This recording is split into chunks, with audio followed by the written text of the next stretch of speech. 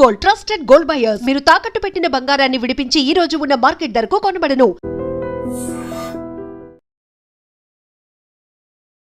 నమస్తే, నేను Kavitha. Welcome to I dream news and నిజాలు.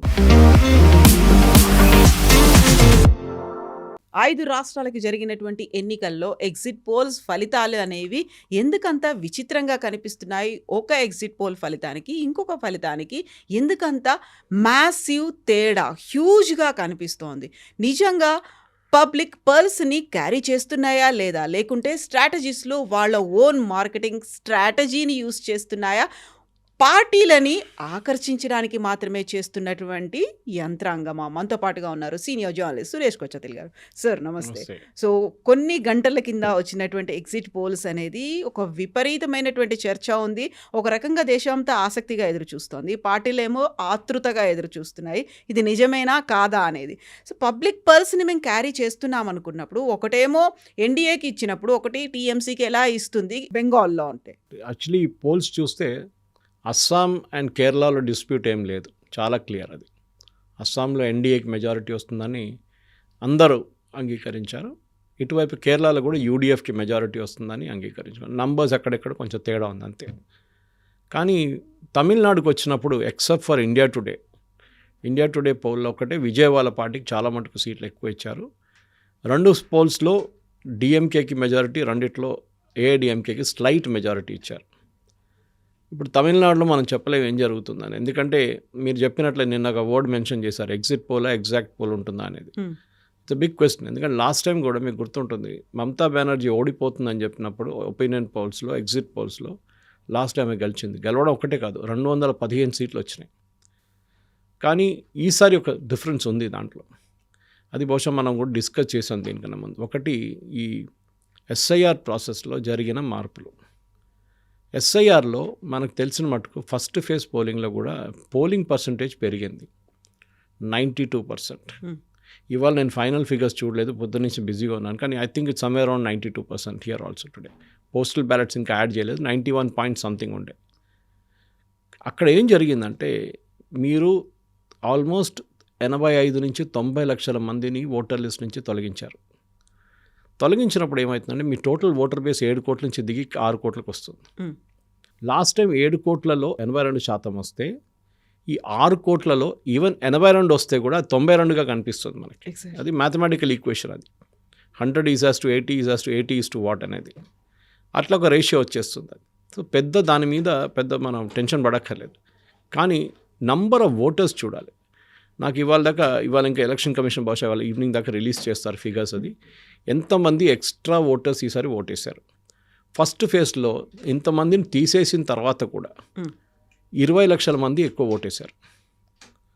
అప్పుడు మనం అడగొచ్చు వీళ్ళు ఎవరనేది. వీళ్ళు బహుశా ఫస్ట్ టైం ఓటర్స్ ఉంటారు, 18 ఇయర్స్ క్రాస్ చేసిన వాళ్ళు ఉంటారు. ఇంకా కొంతమంది ఈ జడ్జెస్ చేసిన అడ్జుడికేషన్ ప్రాసెస్లో కొంతమంది ఎలక్షన్, కానీ అంత ఎక్కువ ఉండరు. అది కూడా అది ఒక 5,000 మ్యాక్సిమం 10,000 ఉంటుంది, దానికన్నా ఎక్కువ ఉండదు. కానీ ఈ 2 లక్షలు అనేది ఇక పెద్ద నంబర్. అది సో బహుశా ఏం జరిగిందంటే, అందరు చెప్తున్నారు ఒక క్యాంపెయిన్ నడిచింది. ఈ నోయిడా వైపు ఉన్నవాళ్ళు, బాంబే వైపు ఉన్నవాళ్ళు, ముంబై వైపు, దట్ ఈస్, అండ్ ఈవెన్ బీహార్లో ఉన్న చాలామంది బెంగాలీలకి వాట్సాప్ మెసేజెస్ వెళ్ళిందంట, మీరు వచ్చి మీ ఓటు వేయకపోతే నెక్స్ట్ టైం మీ పేరు ఉండదు, మోదీ గారు చూసుకుంటారు అని చెప్పి మెసేజ్ పంపించారంట. అది చాలా వైరల్ అయింది. అఫ్కోర్స్ దాని నెగటివ్ కానిటేషన్ మోదీ గారి మీద వేయడానికి ట్రై చేస్తారు. సో అందరు భయపడ్డారు. వీళ్ళు చాలామంది, ఈవెన్ మై ఫ్రెండ్స్, హైదరాబాద్లో ఉన్న ఎడ్యుకేటెడ్ ఫ్రెండ్స్ కూడా వెళ్ళి ఓటేశారు కలకటాలో. ఓకే, ఇక్కడ ఉన్న గేటెడ్ కమ్యూనిటీలో ఉన్న వాళ్ళ పేర్లు నేను తీసుకుంది, కానీ గేటెడ్ కమ్యూనిటీలో ఉంటున్న వాళ్ళు కూడా Bengali, they have gone and voted in Calcutta. Okay, as per rule Kavitha గారు, మీరు ఎక్కడ ఉన్నారో లాస్ట్ 6 నెలలు అదే మీ ఓటింగ్ ఏరియా. కానీ మన దగ్గర చాలామంది అంటారు మా ఊర్లో ఓటు ఉంది, మేము అక్కడ వెళ్ళి ఓటేస్తాం ఎప్పుడు. అది తప్పు. Actually you can be disqualified.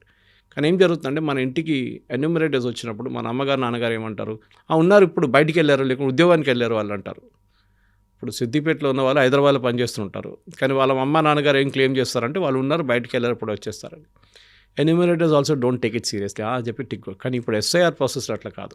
కాకపోతే అక్కడ ఉన్నటువంటి లోకల్ పొలిటీషియన్స్ కూడా వీళ్ళంతా మా వాళ్ళే, మా ఓటర్లే అని చెప్పుకోవడానికి కూడా అది ప్రెషర్ చేస్తారు కదా అక్కడ. అదే సో ఎస్ఐఆర్ ప్రాసెస్ అట్లా కాదు. ఎస్ఐఆర్ ప్రాసెస్లో ఒకటి, మీకు 2002లో మీరు ఓటేసారా, that is the first question. ఎందుకంటే 2002లోనే లాస్ట్ ఎస్ఐఆర్ జరిగింది, 2002, 2003లో. సో 2002లో మీరు ఓటేసారా లేదా? లేదు సార్ అప్పుడు నేను 18 కూడా కాలేదని చెప్పిన వాళ్ళకి ఏం చెప్తారా? సరే మీ అమ్మ నాన్నగారు ఓటేసారా? వేసారు. ఎక్కడ వేసారు గుర్తుందా? సార్ ఈ కాన్స్టిట్యున్సీ వేసారు. బూత్ నెంబర్ గుర్తుందా? లేదు సార్. పాత ఎలక్షన్ కార్డు ఉందా? ఉంది. అమ్మ నాన్నగారి దగ్గర అడుగుతాను, వాళ్ళ దగ్గర ఉంటుంది పాత ఎలక్షన్ కార్డు. ఎందుకంటే పాత ఎలక్షన్ కార్డుకి ఇప్పుడున్న ఎపిక్కి డిఫరెన్సెస్ ఉన్నాయి. Number of alphabets and numericals వచ్చేసినాయి ఎక్కువ. పాత దాంట్లో న్యూమరికల్స్ ఉండే ముందు. సో ఈ చిన్న మార్పులు వచ్చినాయి దాని తర్వాత. సో ఈ తీసుకొచ్చిన తర్వాత వీళ్ళు మ్యాచ్ చేస్తారు. యాక్చువల్లీ మీకు ఆ ఫామ్ తీసుకొచ్చినప్పుడే ఎస్ఐఆర్ ఫామ్లోని ఈ డీటెయిల్స్ మనకు రాబోతుంది, ఇప్పుడు స్టార్ట్ అవుతుంది అనదర్ 15 days. దాంట్లో పైన మీ పేరుతో సహా మీ పాత కాన్స్టిట్యున్సీ నెంబర్ కూడా ఉంటుంది, మీరు ఎక్కడ ఓటేశారని చెప్పేసి. ఈ జరిగింది ఏంటంటే వీళ్ళందరినీ పిలిపించుకున్నారు. In fact the running joke in Noida was పని మనుషులు ఎవరు లేరు, ప్లీజ్ కమ్ బ్యాక్ అని చెప్పి కొంతమంది మీమ్స్ తయారు చేశారు. బెంగాలీ పని మనుషులు అందరూ వెళ్ళిపోయారు బెంగాల్కి, ఇప్పుడు పని చేయడానికి ఇంట్లో ఎవరు లేరు. మన అర్బన్ క్లాప్లో ఇన్స్టా హెల్ప్లో దొరకడం లేదు బుకింగ్, అంత టఫ్ అయిపోయిన సిచ్యువేషన్ అని చెప్పేసి. ఎనీవే జోక్స్ అపార్ట్, ఇది జరిగింది ఏంటంటే బహుశా చాలామంది బయట నుంచి వాళ్ళు స్పెషల్ ట్రైన్స్ కూడా రన్ చేశారు, వాళ్ళందరూ వెళ్ళి ఓటేశారు. కానీ ట్రైన్స్ రన్ చేసినప్పుడు టీఎంసీ వాళ్ళు ఏమన్నారంటే బీజేపీ వాళ్ళు చేపిస్తున్నారు, బయట వాళ్ళని తీసుకొచ్చి ఓటేపిస్తున్నారు అన్నారు. కానీ we are not sure what happen there also. అక్కడ కూడా ఏం జరిగింది మనకు తెలియదు. నా అంచనా ప్రకారం బికాస్ మొత్తం మనం 92 లక్షల మందిని తీసేశారని చెప్పినప్పుడు 294 అసెంబ్లీ సెగ్మెంట్ డివైడ్ చేస్తే 29,000 ఆర్డ్ వస్తుంది. 30,000 పెట్టుకుందాం. పర్ కాన్స్టిట్యున్సీలో 30,000 ఓటర్లు తీసేశారు. అన్ని కాన్స్టిట్యున్సీలు ఈక్వల్ కాదు, మనకి ఓన్లీ యావరేజ్ నెంబర్ తీసుకున్నాను నేను. కొన్నిట్లో 15,000 తీసేశారు, కొన్నిట్లో 45,000 తీసేశారు. ఇప్పుడు జరిగింది ఏముంటుందంటే ఈ ఓటింగ్ ప్యాటర్న్ చూస్తే, నిన్న రాత్రి కూడా మూర్తిగాతో మాట్లాడాను ఆత్మసాక్షి వాళ్ళ ఆయనతో. అప్పుడు కూడా ఆయన కూడా చెప్పారంటే ఈ నంబర్లు వీళ్ళు మాట్లాడలేదు. ఇన్ఫ్యాక్ట్ టైమ్స్ నౌ, రిపబ్లిక్లో వచ్చిన ఎగ్జిట్ పోల్ చేసిన వాళ్ళు కూడా ఫెసాలజిస్ట్ వాళ్ళు ఏమంటున్నారంటే, మేము అన్ని రాష్ట్రాలు తిరిగినాము ఇప్పుడు దాకా, ఎక్కడ ప్రాబ్లం లేదు. తమిళనాడు, కేరళ, అస్సాం, పుదుచ్చేరి నో ప్రాబ్లం, అందరు చెప్తున్నారు మీరు ఎవరికి ఓటేశారని చెప్తారు. కానీ బెంగాల్లో ఒకటే బయటికి వచ్చి చెప్పంగానే భయపడుతున్నారు చెప్పడానికి. అదెందుకో అర్థం కావట్లేదు అని చెప్పి నేను రిపబ్లిక్ 3-4 సార్లు చెప్పారు. దాన్ని I heard the same dialogue in India today also. Okay, భయపడుతున్నారు, బెంగాల్లో ఉన్న ఓటర్స్ భయపడుతున్నారు చెప్పడానికి ఎవరికి ఓటేశారని చెప్పేసి. చాలా కారణాలు ఉండొచ్చు. లాస్ట్ టైం జరిగిన వైలెన్స్ ఎలక్షన్ తర్వాత ఈసారి జరగదు, వీళ్ళు సిఏపిఎఫ్ స్టాఫ్ ఇంకా ఉంటారు 60 రోజులు అని చెప్పారు. కానీ కవిత ఇప్పుడు ఈ ఏ ఎగ్జిట్ పోల్ అయినా బెంగాల్ నేను బిలీవ్ చేయను. Okay, Tamil Nadu still I believe except for India today. India today Hess given a crazy number విజయ్కి, అది ఎప్పుడు జరగదంతా. కానీ మిగతా అందరూ నార్మల్ మనం ఊహించినట్లనే వచ్చింది అక్కడ. కానీ అక్కడ కూడా ఒక్క పోల్ ఏదో 2 పోళ్ళు డిఎంకేకి తక్కువ, ఏడీఎంకే ఎక్కువ చూపిస్తున్నారు. But I think end of the day DMK గెలుస్తారు అక్కడ, దాంట్లో డౌట్ లేదు. దానికి కారణాలు చాలా ఉన్నాయి. ఒకటి, అన్నామలైని తీసేసింది. ఇప్పుడు ఫైనల్ ఎగ్జిట్ పోల్ టైంలో కొంత క్వశ్చన్ అడిగిన ఒక అడిషనల్ క్వశ్చన్ ఉండే, అన్నామలైని తీసేసింది బీజేపీ ఛాన్సెస్ ఇంపాక్ట్ అయిందంటే ఎస్ అన్నారు అందరు ఓటర్స్. ఎందుకంటే ఇప్పుడు కూడా బీజేపీకి ఎంత వస్తుంది, 2-3 సీట్లు వస్తుంది అంతే. అన్నామలై ఉన్నప్పుడు 15% దాకా తీసుకెళ్లారు ఓట్ పర్సంటేజ్. కానీ పొత్తు పెట్టుకోవాలి ఏఐడిఎంకేతో అని చెప్పినప్పుడు ఏఐడిఎంకే ఇన్సిస్ట్ చేశారు, అన్నామలై ఉంటే మేము పొత్తు పెట్టుకోము. అది కారణాలు వాళ్ళు చాలా చెప్పారు, జయలలిత అనేది తిట్టారంటే ఆయన చెప్పారని చెప్పేసి. That is not a correct reason. తమిళనాడులో ప్రాబ్లం ఏంటంటే ఏఐడిఎంకే, డిఎంకే వీళ్ళిద్దరు నడిమిట్లో అక్కడిక్కడ చేంజ్ అవుతుంటుంది. టిల్ ఎంజీఆర్, జయలలిత, అటువైపు కరుణానిధి, స్టాలిన్, ఇప్పుడు Udhayanidhi and other side EPS. కానీ వీళ్ళ నడిమిట్లు కాకుండా ఒక పార్టీ ఎప్పుడు ముందుకు రాలేదు.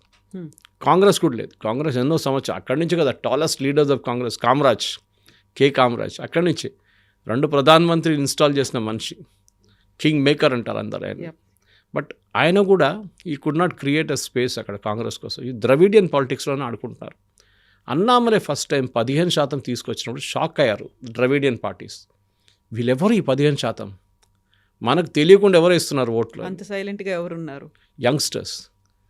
ఆ యంగ్స్టర్స్ని ఈసారి విజయ్ తీసుకెళ్ళిపోయారు ఒక 50%. To some extent. బట్ మిగతా 50% అక్కడే ఉండే. కానీ అన్నామలేని ఏదో స్ట్రాటజిక్గా వీళ్ళు మార్చారు, రాజ్యసభకి పంపిస్తాను. ఐ థింక్ అన్నామలే ఒక సంవత్సరం పాటు ఆయన పాదయాత్ర చేసి ప్రతి బూత్లో 10 మంది వాలంటీర్ని ఎన్లిస్ట్ చేసి వాళ్ళకి మోటివేట్ చేసి వచ్చిన మనిషి అన్నామలే. ఆయన తీసి నయనార్ నాగేందర్ని పెట్టింది అన్నిటికంటే పెద్ద తప్పు అని ఇప్పుడు కూడా చాలామంది ఫెసాలజిస్ట్ అంటున్నారు. That is a major mistake in Tamil Nadu. Next is Vijay వైపు నుంచి జరిగిన క్యాంపెయిన్కి వీళ్ళు చూపిస్తున్న 8 నుంచి 15, కొన్ని కేసెస్లో 20 దాకా కూడా వెళ్ళింది. కానీ నేను ఆ నంబర్ అంగీకరించను. It will be certainly in the range of 4 to 6, maximum 4. Single digit double డిజిట్కి వెళ్ళదు. ఎందుకంటే ఓట్ పర్సంటేజ్ ఇప్పుడు కూడా విజయ్ది ఎక్సెప్ట్ ఫర్ ఇండియా టుడే మిగతా అందరూ దే ఆర్ షోయింగ్ బిలో 16, 17 చూపిస్తున్నారు. మీరు 16-17%తో మీరు ఎలక్షన్ గెలవలేరు. You have to have triparty contest ఉన్నప్పుడు 3 పార్టీలు ఉన్నప్పుడు మీకు 33% కావాల్సి వస్తుంది. అక్కడ ఎన్టీకే అని చెప్పి ఒక 4th పార్టీ కూడా ఉంది, శీలం వాళ్ళ ఆయనది. ఆ పార్టీ కూడా మంచి ఓట్లు తీసుకెళ్తారు. చూడండి ఫైనల్ అనాలిసిస్లో 4వ తారీఖు చూడండి, వాళ్ళు కూడా మినిమం 6% ఓట్లు తీసుకెళ్ళిపోతారు. ఎవరు ఓట్లు ఇది, అది చాలా ఇంపార్టెంట్. ఎవరు ఓటు తీసుకెళ్ళిపోతున్నారు? యాంటీ ఎస్టాబ్లిష్మెంట్, యాంటీ స్టాలిన్ అన్న ఓట్ స్ప్లిట్ అవుతుందా వీళ్ళు ముగ్గురు నడుమిట్లో అంటే దెన్ డిఎంకే విల్ గెయిన్ డెఫినెట్గా. కాదు, ద్రవిడియన్ ఓట్ స్ప్లిట్ అయింది, అది విజయ్ తీసుకెళ్లారు, స్పెషల్లీ యంగ్స్టర్స్ అంటే అప్పుడు డిఎంకేకి ప్రాబ్లం రాబోతుంది. కాకపోతే 2 ఎక్స్ట్రీమ్స్గా కనిపిస్తున్నాయి. వస్తే 3 సీట్లు వస్తాయంట, లేకపోతే 17-18 ఇండియా టుడే చెప్పినట్టుగా 90 దాకా వెళ్తాయంటే అది లైక్ అసలు అన్బిలీవబుల్, అన్ప్రెడిక్టబుల్ అనిపిస్తోంది అక్కడ. కరెక్ట్, మీరు చెప్పింది కరెక్టే. ఆ స్టాటిస్టికల్ పాసిబిలిటీ చూస్తే మార్జిన్ ఆఫ్ ఎర్రర్ ±2% పక్కన పెట్టండి, మీకు 16% దాకా, అది కూడా చాలా ఎక్కువ. I think Vijay's party will end up somewhere between 8 and 12. 8 నుంచి 12% దాకా వాళ్ళకి ఓట్లు వస్తాయి పర్సంటేజ్. ఫస్ట్ టైం పార్టీ అది. సో ఈ ఎంతూజియాజంలో చాలామంది యంగ్స్టర్ ఎక్కడే జరుగుతుందండి. ఈ ఎగ్జిట్ పోల్స్ కూడా మనం ఎందుకు బిలీవ్ చేయలేమంటే, నేను మూర్తి గారితో ఎప్పుడు ఆర్గ్యూ చేస్తుంటాను. ఆయన అంటారు మేము చేయం సురేష్, మా చాలా క్లియర్, మా ఓటర్లతో మేము పర్సనలీ గ్రౌండ్లో 1-to-1 ఇంటర్వ్యూ చేస్తాం వాళ్ళని. అది కాకుండా ఈ ఇంటర్వ్యూ చేసిన వీడియోని జియో ట్యాగ్ చేస్తారు మా వాళ్ళు. ఎక్కడి నుంచి లేకుంటే వీళ్ళు ఇంట్లో కూర్చొని వీడియో తయారు చేయొచ్చు కావాలంటే. సో జియో ట్యాగింగ్ చేసినప్పుడు డెఫినెట్గా మాకు తెలిసిపోతుంది. మేము 10 చేసినా కానీ ఒక కాన్స్టిట్యున్సీలో ఆ 10 కరెక్ట్ ఉంటుంది. కానీ ఆయన ఒక మాట చెప్పారు నిన్న, 294 స్థానాలు ఉన్న వెస్ట్ బెంగాల్లో మీరు ఎట్లా చేస్తారు ఎగ్జిట్ పోల్ అని అడుగుతున్నారు. ఒక్క కాన్స్టిట్యున్సీలోనే ఆల్మోస్ట్ 5,000, 6,000, 10,000 కూడా ఉండొచ్చు నెంబర్ ఆఫ్ బూత్స్. మీరు ప్రతి బూత్లో వెళ్ళి అడుగుతారా? మీ దగ్గర అంతమంది ఉండరు. సో వీళ్ళు ఎక్స్ట్రాపోలేట్ చేస్తారు. ఒక కాన్స్టిట్యున్సీలో 5 బూతులు తీసుకొని 5 డిఫరెంట్ సెగ్మెంట్స్ నుంచి దాంట్లో అడిగిన ప్రశ్నలకి మీరు ఎక్స్ట్రాపోలేట్ చేస్తారు. దాన్ని తీసుకునేది రిఫ్లెక్ట్ చేయలేదు అక్కడ. Multiplied by 100. ఓకే, అప్పుడు మీకు ఒక నెంబర్ వస్తుంది. అది బహుశా కరెక్ట్ నెంబర్ అని చెప్తారు. సో ఇండియాలో ఈ ఎగ్జిట్ పోల్ అనేది ఇట్స్ స్టిల్ నాట్ మెచ్యూర్. అందుకు మన వాళ్ళు అబద్ధం చెప్తారు, అదొకటి. భయపడతారు వెస్ట్ బెంగాల్ లాగా కేసులో. ఈవెన్ కేరళలో మీరు కమ్యూనిస్ట్ పార్టీ స్ట్రాంగ్ హోల్డ్ ఉన్న కన్నూరు లాంటి ప్లేస్లో వెళ్ళి అక్కడ ఎవరో మైక్ తీసుకొచ్చి మీరు ఎవరికి ఓటేశారంటే భయపడతారు. వీళ్ళు నిజమైన వాళ్ళ, ప్రెస్ వాళ్ళ, లేకుంటే ఇంకెక్కడి నుంచి వచ్చిన వాళ్ళ అని భయపడతారు. నేను కాంగ్రెస్కి వేసాను లేకుంటే బీజేపీకి వేసానంటే కొడతారని. అది ఎప్పటికీ గుర్తుపెట్టుకుంటారు అక్కడ లోకల్గా ఉన్నటువంటి లీడర్స్. కరెక్ట్. సో ఇది చాలా డేంజరస్ అనమాట. సో ఎగ్జిట్ పోల్ అనేది I don't really believe in it. But ఒక ఏం చెప్తారు, ఒక 80 to 90% చూపిస్తుంది, రూట్ చూపిస్తుంది. ఇది బహుశా ఇక్కడ దాకా వెళ్ళొచ్చు. మీరు బీహార్ పోల్స్ తీసుకోండి. బీహార్లో ఏం చెప్పారు, చాలా టైట్ కాంటెస్ట్ ఉండబోతుంది, neck to neck fight between RJD Congress, ఇటువైపు NDA that is JDU and BJP. కానీ ఏం జరిగింది, లాస్ట్లో 2/3 మెజారిటీ వచ్చింది. ఎందుకంటే మీరు ఒక నంబర్ ఒకసారి 42-43% క్రాస్ చేస్తే, 48 చెప్పక్కర్లేదు, then it be a landslide. అదే జరిగింది బీహార్లో. బీజేపీ, జేడీయూ ఇద్దరు వాళ్ళ ఓట్లు తీసుకొచ్చారు కాంబినేషన్కి. కానీ తమిళనాడులో జరగట్లేదు. తమిళనాడులో ఏఐడిఎంకే ఓట్లు బీజేపీకి రావట్లేదు. బీజేపీకి ఇచ్చిన సీట్లు ఈసారి 25 ఎంత ఇచ్చారు వాళ్ళు. దాంట్లో బీజేపీ గెలవాల్సిన సీట్లు 3 ఉన్నాయి, మిగతా అంతా ఓడిపోయిన సీట్లు. వాళ్ళు గెలవలేరు. ఈవెన్ ఏఐడిఎంకే ఓడిపోతారు అక్కడ. ఆ సీట్లు బీజేపీకి ఇచ్చింది వాళ్ళు, which is not correct. And even Annamalai కూడా చెప్పారు అది చాలా క్లియర్. కోయంబత్తూర్ ఫర్ ఎగ్జాంపుల్ చాలా మట్టుకు బీజేపీ స్ట్రాంగ్ హోల్డ్ అది. కన్యాకుమారి ఇక్కడెక్కడ సీట్లు ఇవ్వకుండా వీళ్ళు ఎక్కడ ఓడిపోతారో అక్కడే సీట్లు ఇచ్చారు బీజేపీకి. అది బీజేపీ కార్డర్స్లో చాలా మటుకు వాళ్ళు అప్సెట్ కాస్ట్ చేశారు అక్కడ. దాన్ని వాళ్ళు ఓట్లు కన్వర్ట్ చేయలేదు. దానికోసం ఏఐడిఎంకేకి ఎక్కడెక్కడ బీజేపీ స్ట్రాంగ్ ఉన్నారో ఎస్పెషల్లీ కోయంబత్తూర్లో చూడండి ఓడిపోతారు వాళ్ళు. బికాజ్ బీజేపీ ఓట్స్ ట్రాన్స్ఫర్ కాలేదు. ఈ ట్రాన్స్ఫర్ అనేది ఒక పెద్ద గేమ్ కవిత గారు. నేను అర్థం చేసుకోవాలంటే శ్రీధరన్ గారు లాస్ట్ ఎలక్షన్లో 2019 ఎలక్షన్లో ఆయన 2019 ఉండక దీనికన్నా ముందు 26 ఉండే 21 ఎలక్షన్ 21 ఎలక్షన్స్లో శ్రీధరన్ గారు పాలక్కాడ్ నుంచి పోటీ చేశారు. మన మెట్రో మ్యాన్. ఆయనకు చాలా మంచి ఇమేజ్ అందరికీ ఉంది తెలుసు. ఆయన గెలుస్తారని చాలామంది అనుకున్నారు. It's a very hard core Hindu heartland Palakkad అని, bordering Tamil Nadu. Palakkad municipality BJP దగ్గర నుంచి 2 సార్లు, ఇప్పుడు 3వ సారి గెలిచారు. ఆసారి 2 టైమ్స్ గెలిచారు. అప్పుడు శ్రీధరన్ గారికి ఓట్లు రావాల్సిన ఓట్లు వీళ్ళు ఏం చేశారంటే కమ్యూనిస్ట్ పార్టీ కాంగ్రెస్ ఇద్దరు కూర్చొని అక్కడ కాంగ్రెస్ వీక్ ఉంటుంది పాలక్కాడ్లో. కాంగ్రెస్ ఏం చెప్పారు, శ్రీధరన్ గారు గెలవకూడదు. సిపిఎం కూడా అంగీకరించారు, ఎస్ ఆయన గెలవకూడదు. గెలిస్తే బీజేపీకి ఒక అప్పర్ హ్యాండ్ వచ్చేస్తుంది. ఒక్క మనిషి అయినా వస్తారు కదా ఎమ్మెల్యేగా, ఈయన ఎట్లయినా ఓడించాలి. ఏం చేస్తారు, కాంగ్రెస్ ఓట్స్ అన్ని కమ్యూనిస్ట్ పార్టీకి ట్రాన్స్ఫర్ చేస్తారు. చాలా కష్టమే చేయడానికి. మీరు బూత్ లెవెల్లో కోఆర్డినేషన్ ఉండాలి. మీకు బూత్ లెవెల్లో మీకు జెన్యున్గా ఉన్న కాంగ్రెస్ సపోర్టర్స్ ఉంటారు, ఎన్నో సంవత్సరాల నుంచి కాంగ్రెస్కి ఓటేసి, వాళ్ళ దగ్గర మాట్లాడి అమ్మా ఈసారి మన పార్టీకి వేయకండి, మన సింబల్ అక్కడ ఉంది కానీ మీరు వేయాల్సింది కమ్యూనిస్ట్ పార్టీ వాళ్ళకి. ఇది వాళ్ళు చెప్పి చేపించారు లాస్ట్ టైం. శ్రీధరన్ గారు గెలవాలంటే ఓడిపోయారు. ఇట్లాంటి చాలా ఎగ్జాంపుల్స్ ఉన్నాయి మీకు. ఈవెన్ కాసర్గోడ్ వైపు వెళ్తే సురేందర్ని ఓడిపోయారు ఒకసారి, 87 ఓట్లతో ఓడిపోయారు. ఆ ఎలక్షన్లో 4,000 మంది చనిపోయిన వాళ్ళు వచ్చి ఓటేశారు. ఇంకొక 6,000 మంది అబ్రాడ్ ఉన్న వాళ్ళు కూడా వచ్చి ఓటేశారు. అఫ్కోర్స్ ఈసారి చనిపోయిన వాళ్ళు తీసేసి ఉంటారు, కానీ ఆ టైంలో అబ్రాడ్ ఎట్లా ప్రూవ్ చేశారంటే వాళ్ళ పాస్పోర్ట్, వాళ్ళ immigration details ministry of external affairs నుంచి తెప్పించుకొని కోర్టులో ప్రొడ్యూస్ చేశారు, కేరళ హైకోర్టులో. ఆ కేసు ఆల్మోస్ట్ ప్రూవ్ అయినప్పుడు ఏమైంది పెట్టినా సురేంద్రన్ ఎదురుంటుగా పోటీ చేసిన IUML క్యాండిడేట్ చనిపోయారు. So the case became infructuous after that. Okay, so Surendran case withdraw చేయాల్సి వచ్చింది. కానీ నేను ఎందుకు చెప్తున్నది అంటే మనం ఇక్కడ కూర్చొని ఎయిర్ కండిషన్ రూమ్లలో కూర్చొని మనం చార్మట్కు డిసైడ్ చేస్తుంటే వీళ్ళు గెలుస్తారు వాళ్ళు గెలుస్తారని. కానీ ఆన్ గ్రౌండ్ ఎస్పెషలీ ఇట్లాంటి వెదర్లో కష్టపడి ఒక కాన్స్టిట్యున్సీలో 5,000 బూత్లో, 10,000 బూత్లో, 6,000 బూత్లో ఉన్నప్పుడు ప్రతి బూత్ నుంచి అట్లీస్ట్ ఒక 5 మందిని తీసుకోవాలి.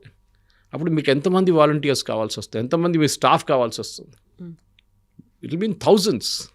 అంత లేరు. సో ఎక్స్ట్రాపోలేట్ చేస్తారు వీళ్ళు. ఒక కాన్స్టిట్యున్సీ తీసుకొని దాన్ని ఇక్కడ అందరు 1 year మెజారిటీలో ఉన్నారు. సో 1 year మెజారిటీ కాన్స్టిట్యున్సీలో ఇదే రిజల్ట్ వస్తుంది. అక్కడ Gounder and again Annamalai effect అయిన పొజిషన్. గౌండర్ చాలా వీక్ ఉంది బీజేపీ ఈసారి. గౌండర్ అన్నామలై ఇస్ గౌండర్, ఆయన తీసేసారు. గౌండర్ ఓట్లు రావు బీజేపీకి. గౌండర్ ఓట్లు ఎక్కడికి పోతుంది, అగైన్ క్యాల్కులేషన్. ఓకే, ఇట్లాంటి చాలా క్యాల్కులేషన్స్ ఉంటుంది. వీవర్స్ కమ్యూనిటీ ఉంది, ఫిషర్మెన్ కమ్యూనిటీ ఉంది. మీరు ప్రతి కమ్యూనిటీని మీరు ఇంటర్వ్యూ చేయలేరు. So let us admit exit polls ఒక indication, it is not exact polls. అస్సాంది ఎందుకని చాలా క్లియర్గా మళ్ళీ హిమంత బిశ్వ శర్మ అనే వస్తున్నాడు అనే మాట. BJP of course as a party వాళ్ళు పనిచేశారు, కష్టపడ్డారు, అన్నీ చేశారు. కానీ హిమంత బిశ్వ శర్మ సింగులర్గా 3వ సారి హ్యాట్రిక్ కొట్టారు. ఇప్పుడు ఒక కాంగ్రెస్ పార్టీ మెంబర్గా ఉన్న హిమంత బిశ్వ శర్మ బీజేపీలో చేరి బీజేపీని ఇప్పుడు 3వ సారి గెలిపించారు అస్సాంలో. దానికి ఒక పెద్ద లెసన్ ఉంది కాంగ్రెస్కి. మీరు టాలెంట్ రీటైన్ చేయలేకపోతున్నారు మీ పార్టీలో. మనం మేనేజర్స్గా ఉన్నప్పుడు, నాకు గుర్తుంది మేనేజర్గా ఉన్నప్పుడు, ఈవెన్ మీడియా ఇండస్ట్రీలో కూడా మన దగ్గర నుంచి ఎవరైనా వెళ్ళిపోతే మన యాన్యువల్ అప్రైజల్లో అది ఎఫెక్ట్ అవుతుంది మనకు. మీతో తోడు పనిచేస్తున్న 2, 3, 4, 5 వెళ్ళిపోయారు, ఎందుకు స్ప్లిట్ అయిపోయింది కదా, ఎందుకు జరిగింది అనేది మీరు అడుగుతారు అప్రైజల్లో. You have to have a credible answer. వాళ్ళు జీతం ఎక్కువ వస్తుందని చెప్పి వెళ్ళిపోయారా, లేకుంటే ఇంకేదా ల్యాక్ ఆఫ్ మోటివేషన్తో వెళ్ళిపోయారా? ఎగ్జిట్ ఇంటర్వ్యూలో చెప్తారు వాళ్ళు. అది కూడా థర్డ్ పార్టీ ఆడిట్ ఉంటుంది. ఇక్కడ కూడా అదే జరిగింది. జితిన్ ప్రసాద్, మన టామ్ వడక్కన్, షెహజాద్ పూనావాలా, వీళ్ళు పెద్ద లీడర్లు కాదనుకోండి, Jitin is a big leader. Okay, ఇట్లాంటి ఎంతోమంది నేతలు అండ్ హిమంత బిశ్వ శర్మ, మళ్ళీ అస్సాం కాంగ్రెస్ చీఫే బీజేపీలో చేరిపోయారు లాస్ట్. ఇట్లాంటి పరిస్థితుల్లో మీరు చూడండి, ఇది అన్నిటికంటే పెద్ద ప్రాబ్లం కాంగ్రెస్కి. ఇదే ప్రాబ్లం ఒక 30 సంవత్సరాల ముందు జరిగింది. అప్పుడు తృణమూల్ కాంగ్రెస్ ఫామ్ అయింది ఒకటివైపు, మమతా బెనర్జీ కాంగ్రెస్ నుంచి బయటకు వచ్చి ఇటువైపు NCP Nationalist Congress party Sharad Pawar గారు ఫామ్ చేశారు. ఎందుకంటే కాంగ్రెస్లో ఒక టాలెంట్ని రీటైన్ చేయడానికి ఉన్న ఆ కెపాసిటీ ఉన్న మనుషులు లేరు. ఇప్పుడు మీరు చెప్పొచ్చు, సుబ్రహ్మణ్యం స్వామి ఉన్నారు, బీజేపీని పొద్దున్న లేవగానే విపరీతంగా తిడతారు, ఆయన మోదీ గారిని తిడతారు, ట్వీట్ మీద ట్వీట్ చేస్తూనే ఉంటారు. కానీ ఇప్పుడు దాకా ఆయన పార్టీని తీయలేదు బీజేపీ, అక్కడే ఉంచుకున్నారు. ఆయన ఎక్కడ ఉన్నారు? ఆయన ఏం చేశారు? ఆయన ఎక్స్పెల్ చేయవచ్చు ఈజీగా, ఇవాళ తీసి రేపు పొద్దున బయటపడేయచ్చు. కానీ కాంగ్రెస్లో అది కాదు. కాంగ్రెస్లో వీళ్ళ మాట వినడానికి కూడా ఎవరు లేరు. అది ప్రాబ్లం వచ్చింది హిమంత బిశ్వ శర్మ. ఆ రోజు రాహుల్ గాంధీ కుక్క బిస్కెట్ తినిపించి ఆ కుక్క బిస్కెట్, అదే కుక్క బిస్కెట్ హిమంత బిశ్వ శర్మకి ఆఫర్ చేసినప్పుడు ఆయనకు వచ్చిన కోపం, అక్కడి నుంచి వాకౌట్ చేసి ఆయన డైరెక్ట్లీ వెళ్ళి బీజేపీలో చేరారు. ఎంటైర్ నార్త్ ఈస్ట్లో బీజేపీది ఫార్చ్యూన్స్ మారింది ఆ రోజు నుంచి. Tripura separate case. త్రిపురలో మాణిక్ సర్కార్ అనే జెంటిల్మెన్, ఈవెన్ బీజేపీ వాళ్ళు కూడా అంగీకరిస్తారు, ఇంత క్లీన్ స్ట్రైట్ ఫార్వర్డ్ ముఖ్యమంత్రి భారతదేశంలో లేరు అని చెప్పి. అంత క్లీన్గా ఉన్న కమ్యూనిస్ట్ పార్టీ ముఖ్యమంత్రి ఆయన్ను కూడా ఓడించారు. ఒడిశాలో Naveen Patnaik, again very honest, అంత డబ్బులు మస్తుంది, వాళ్ళ ఫాదర్ సంపాదించుకున్నారు ఈయన, కానీ ఆయన కూడా ఓడించారు. మళ్ళీ వీళ్ళ దగ్గర ఏంటంటే ఒక కిల్లర్ ఇన్స్టింక్ట్ లేదు. మీరు ఏ యూడిఎఫ్తో పొత్తు పెట్టుకొని కూడా మీరు గెలవలేకపోతే then you can never win Assam, never. In fact నిన్న ఈ కన్ఫ్యూజన్ నడుమీట్లో నిన్న గుజరాత్ మున్సిపల్ రిజల్ట్స్ వచ్చినాయి, నిన్న చూసుంటారు మీరు. అక్కడ బీజేపీ స్వీప్ చేశారు, 30 తీసుకెళ్ళిపోయారు మున్సిపల్ కార్పొరేషన్. కానీ అక్కడ పెద్ద న్యూస్ ఏంటంటే సెకండ్లో వచ్చింది ఆమ్ ఆద్మీ పార్టీ, నాట్ కాంగ్రెస్. ఇదే ఆమ్ ఆద్మీ పార్టీ ఢిల్లీలో కాంగ్రెస్ని ఫినిష్ చేసేసారు. ఇవాళ కూడా కాంగ్రెస్ రికవర్ కాలేదని. షీలా దీక్షిత్ లాంటి లీడర్ ముఖ్యమంత్రిగా ఉన్న కాంగ్రెస్ పార్టీ ఢిల్లీలో ఇవాళ దాకా రికవర్ చేయలేకపోయారు దాని నుంచి. దాని తర్వాత 2 టర్మ్స్ ఆమ్ ఆద్మీ పార్టీ గెలిచారు, నెక్స్ట్ బీజేపీ గెలిచారు. కాంగ్రెస్ పత్తా లేదు అక్కడ. ఇది జరుగుతుంది. సో మీరు హిమంత బిశ్వ శర్మని ఆ రోజు బాగా ట్రీట్ చేసుకుంటే, ఆ రోజు ఆయనకు తరుణ్ గొగోయ్తో ఉన్న గొడవని సార్ట్అవుట్ చేసుకుంటే బహుశా కాంగ్రెస్ ఇప్పుడు కూడా అస్సాంలో గెలుస్తుండే. కానీ జరగట్లేదు, అయిపోయింది. ఇంకా అక్కడ తిరిగి రావడం ప్రసక్తే లేదు. కాకపోతే ఆ హిమంత బిశ్వ మీద విపరీతమైనటువంటి కరప్షన్ ఛార్జెస్ ఉన్నాయి, బోల్డంత కుంభకోణాలకు పాల్పడ్డాడు. అలాంటి వాడిని బీజేపీలోకి వచ్చిన తర్వాత వాషింగ్ మెషిన్లో వేసినట్టుగా అయిపోయింది అనుకున్నప్పుడు అక్కడ పబ్లిక్ యాక్సెప్టెన్సీ అనేది ఉందా ఆయనకి? అంటే ఉంది అనేటువంటి ఫలితాలు. దెన్ వాట్ అబౌట్ ఆయన మీద ఉన్న కరప్షన్ ఛార్జెస్? కరప్షన్ అనేది ఇండియాలో మీరు శరద్ పవార్ చూడండి, ఆయన మీద చాలా ఆరోపణలు ఉన్నాయి. ఓకే, కల్మాడి, సురేష్ కల్మాడి, ఆయన మీద చాలా ఆరోపణలు ఉన్నాయి. Corruption Lalu Prasad Yadav, king of corruption, ఆయన మీద ఆరోపణలు ఉన్నాయి. Mamata Banerjee, Sharada chit fund scam నుంచి టీచర్స్ రిక్రూట్మెంట్ స్కామ్, అన్ని ప్రూవ్ అయిన కోట్ల ప్రూవ్ అయిన కేసెస్. ఇది ఏదో హిమంత బిశ్వ శర్మ మీద ఆరోపణలు ఉండే, కానీ ఆరోపణలు ఎప్పుడు బయటకు వచ్చిందంటే బీజేపీ వాళ్ళు ముందు చేశారు ఆరోపణ, కాంగ్రెస్ నుంచి బీజేపీకి వచ్చిన కాంగ్రెస్ వాళ్ళు లేపారు మళ్ళీ దాన్ని. అది బీజేపీ వాళ్ళు చేయడం మానేశారు ఇంకా అదే. So this is happening regularly. నా ఒక్కటే ఆర్గ్యుమెంట్ ఉంటుంది, మీకు అంత కాన్ఫిడెన్స్ ఉంటే, ఈ కేసు మొదలైంది కాంగ్రెస్ టైంలో, మీరు వెళ్ళి కేసులు వేయాలంటే, కోర్టుకి వెళ్ళాలంటే. కేజ్రీవాల్ కేసు చూడండి, ఇప్పుడు కేజ్రీవాల్ కేసు ఇంకా నడుస్తుంది లిక్కర్ స్కామ్లో. మనం అయిపోయింది అనుకున్నాం, కాలేదు, ఇంకా నడుస్తుంది ఆ కేసు.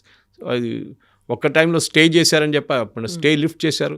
సో కరప్షన్ అనేది భారతదేశంలో ఒక నాన్ ఎంటిటీగా మారిపోయింది. దయానిధి మారన్, టిఆర్ బాలు, 2G స్కామ్లో చేసిన రాజా, వీళ్ళందరూ ఇప్పుడు కూడా ఎలక్షన్ గెలుస్తున్నారు. అంటే ప్రజలకు కూడా ఏమైపోయిందంటే, మన దగ్గర ఒక ముఖ్యమంత్రి ఉండే ముందు, ఆయన పేరు నేను తీసుకోను, కానీ నేను స్కూల్లో ఉన్నప్పుడు ముఖ్యమంత్రి ఉన్నారు ఇక్కడ కాంగ్రెస్ వైపు నుంచి. ఆయన సంపాదించిన డబ్బులకి అసలు అకౌంటే లేదు. కానీ ఆయనకు ఒక ఇది ఉండే, ఒక గుడ్ మార్క్ ఉండే, ఏంటి, డబ్బులు తీసుకుంటాడు, పని చేపిస్తాడు. అట్లీస్ట్ పోతే పోయాయి, పని అన్న అవుతుంది. That is what it is. ఆ టైంలో మనకు లైసెన్స్ రాజు ఉండే, మీకు ఏమైనా కావాలంటే లైసెన్స్ కావాలి, స్కూటర్ ప్రొడ్యూస్ చేయాలంటే లైసెన్స్ కావాలి, అది కూడా ఎన్ని స్కూటర్ ప్రొడ్యూస్ చేస్తారు అది పార్టీ డిసైడ్ చేస్తారు. అట్లాంటి టైంలో లంచం ఇచ్చి పని చేయించుకున్నారు. Himanta Biswa Sharma, I'm saying even now, ఇప్పుడు పవన్ ఖేరా చేసిన ఆరోపణలు కూడా మీరు చూసుంటారు. వాళ్ళ వైఫ్ మీద పాస్పోర్ట్ ఉంది, ఆమెకి ఇంకా కంట్రీ పాస్పోర్ట్ ఉందని, కానీ లాస్ట్ చూసారు అది ఆమె పాస్పోర్ట్ కాదు, పాకిస్తాన్లో ఆయన పాస్పోర్ట్ పోయింది దుబాయ్లో ఎక్కడో, ఆ పాస్పోర్ట్ తీసుకొచ్చి వీళ్ళు మ్యానిపులేట్ చేశారు. ఇప్పుడు ఆ కేసు నడుస్తుంది హైకోర్టులో. సో నేనేం చెప్పానంటే, Himanta Biswa Sarma is maybe he's corrupt, కానీ మీరు ఎందుకు ప్రూవ్ చేయలేకపోతున్నారు? You can go the private case and file, మీరు చేయట్లేదు. అది బీజేపీ వైపు నుంచి తప్పు ఉందనుకోండి, కరెక్ట్, యాక్సెప్ట్ దట్ ఆల్సో, కానీ మీరేం చేస్తున్నారు? మీరే వెళ్ళాలి కదా, మీరు సుప్రీంకోర్టుకి వెళ్ళొచ్చు, ఢిల్లీ హైకోర్టుకి వెళ్ళొచ్చు, ఎక్కడైనా అస్సాం గువాహటి హైకోర్టుకి వెళ్ళొచ్చు, వెళ్ళి చెప్పొచ్చు this case is there, please order CBI enquiry, please order enquiry by another state police. మీకు కాన్ఫిడెన్స్ లేకపోతే అస్సాం పోలీసులు చేయొచ్చు, కానీ చేయలేదు. ఎస్, కానీ ఎండ్ ఆఫ్ ద డే ఇంగ్లీష్లో అంటారు the winner takes it all. Exactly. అంతే, జో జీతా వహి సికందర్. ఎవరు నెంబర్ 2 వచ్చారో, ఎవరు నెంబర్ 3 వచ్చారో ఎవరు అడగరు. ఒలింపిక్స్లో ఫస్ట్ వచ్చిన వాళ్ళని పేరు ఉంటుంది, సెకండ్ థర్డ్ వచ్చిన వాళ్ళ పేరు ఉండదు. Even that fraction of seconds అయినప్పటికీ కూడా అంతే, that's it. PT Usha came 4th. అవును. Nobody remembers her after 4th. అది అయిపోయింది అక్కడ, హిస్టరీ ఫినిష్డ్. సో నేనే చెప్తాను అంటే పాలిటిక్స్లో కూడా అంతే. పొలిటిక్స్లో మీరు గెలుస్తూనే వెళ్తే మిమ్మల్ని సీరియస్గా తీసుకుంటే ఏ రోజు మీరు ఓడిపోతారు ఆ రోజు మిమ్మల్ని ఎవరు పట్టించుకోరు.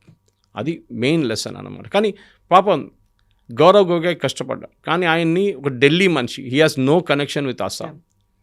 Is a pure Delhi bye.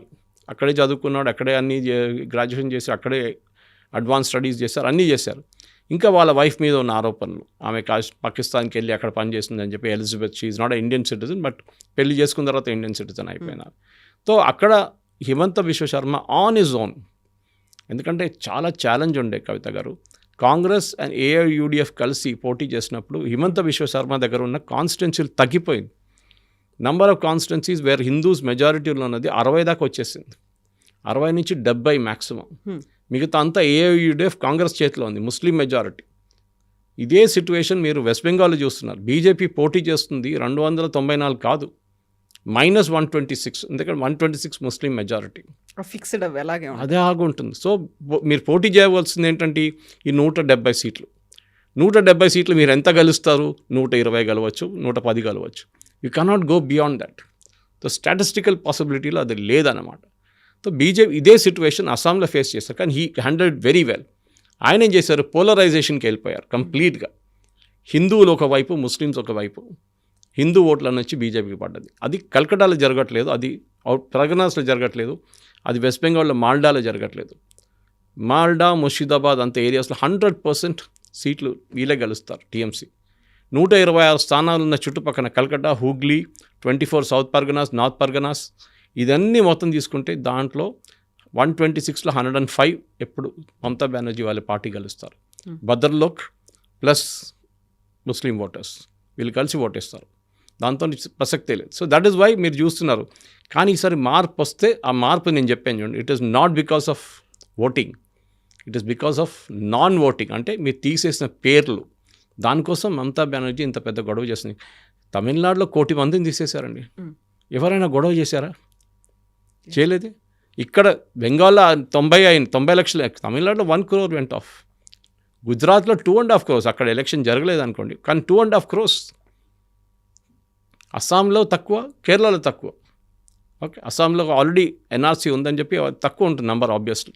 కానీ ఈ 90 లక్షలు, 80 నుంచి 90 లక్షల మందిని తీసేసారు చూడండి. దాట్ ఫైనల్ డే కౌంటింగ్లోనే ఆ రిజల్ట్లు వస్తుంది. ఇప్పుడు దాకా అట్లాంటి కౌంటింగ్ ఎక్కడ జరగలేదు, ఇట్లాంటి సిచ్యువేషన్ ఎక్కడ రాలేదు. అది వెస్ట్ బెంగాల్. దానికోసం రిజల్ట్ మీరు చూస్తున్నారు, ఇటువైపు చెప్తున్నారు, అటువైపు చెప్తున్నారు. May 4th తెలుస్తుంది. May 4th by about 2 o'clock in the afternoon you will know exactly situation ఏముందని.